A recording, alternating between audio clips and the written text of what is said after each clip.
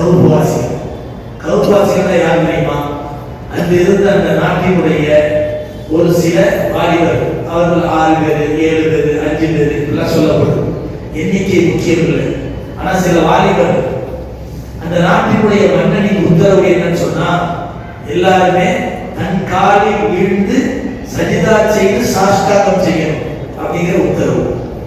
அப்ப அந்த 4-5 இளைஞர்கள் மட்டும் நாங்க அல்லாஹ் ஒருத்தருக்கு தான் என்ன செய்வோம், நாங்க சஜிதா பண்ணுவோம், மனுஷனுக்கு நாங்க சஜிதா பண்ண மாட்டோம், நீ ஒரு மனிதர் தான் அப்படிங்கிற மாதிரி சொன்னபோது, நாளைக்கு வருவேன், நாளை இந்த அரசவை கூடுகிற நேரத்தில் உங்க கருத்தை வாபஸ் வாங்கிக்கிட்டு நீங்க எனக்கு சஜிதா செஞ்சா நீங்க உயிர் பிழைச்சிருக்கீங்க, இல்லைன்னா உங்களையும் உங்கள் குடும்பத்தாரையும் பயங்கரமான முறையில் கண்டிப்பேன் அப்படிங்கிற மாதிரி என்ன செய்யறாரு அந்த மன்னர் சொல்றாரு. கடைசியில் அந்த வாலிபர்கள் இரவோடு இரவா மசூரா பண்ணாங்க. நாளைக்கு வந்தாங்கன்னா சும்மா விட மாட்டாங்க நம்மள, அதனால நம்ம இந்த ஊரை விட்டு தப்பிச்சு போயிடும் அப்படின்னு சொல்லி அந்த ஊர்ல இருந்து என்ன செய்யறாங்க, இன்று இருக்கக்கூடிய ஜோர்டானுடைய பாடல், ஜோர்டான் அப்படிங்கிற நாடு, ஜோர்டான் பாருங்க, அந்த நாட்டினுடைய ஒரு ஓரத்துல அந்த குகை இன்னைக்கு இருக்கு. நாங்கெல்லாம் போய் பார்த்து வந்தோம்.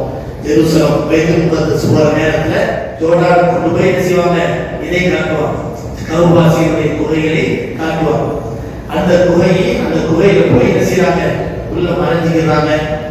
மறைஞ்சது கேள்விப்பட்ட அந்த மன்னன் என்ன செஞ்சான்னா, அவன் இவர்கள் வெளியே வரக்கூடாது அப்படின்னு சொல்லி அந்த வாசலை, ஒரு குறுகலான வாசல், அந்த வாசலை என்ன செஞ்சான், கல்லு போட்டு அடுக்கி அப்படியே பூசி மொழிவி யார் வெளியே வர முடியாத அளவுக்கு முத்திரை போட்டுட்டான்.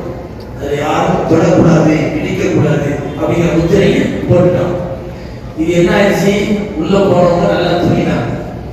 வெளியில அந்த மூடப்பட்டது கொண்டதெல்லாம் அவங்க தெரியாது, நல்லா தூங்கினாங்க.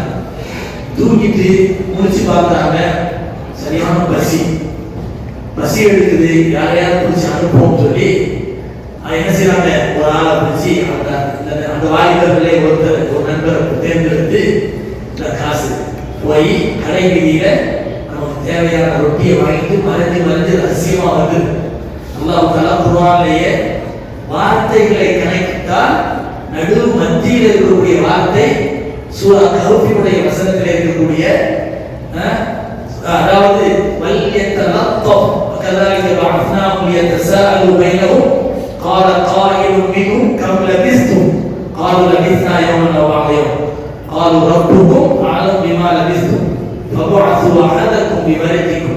அவங்களுக்குள்ள பேசிக்கிறாங்க.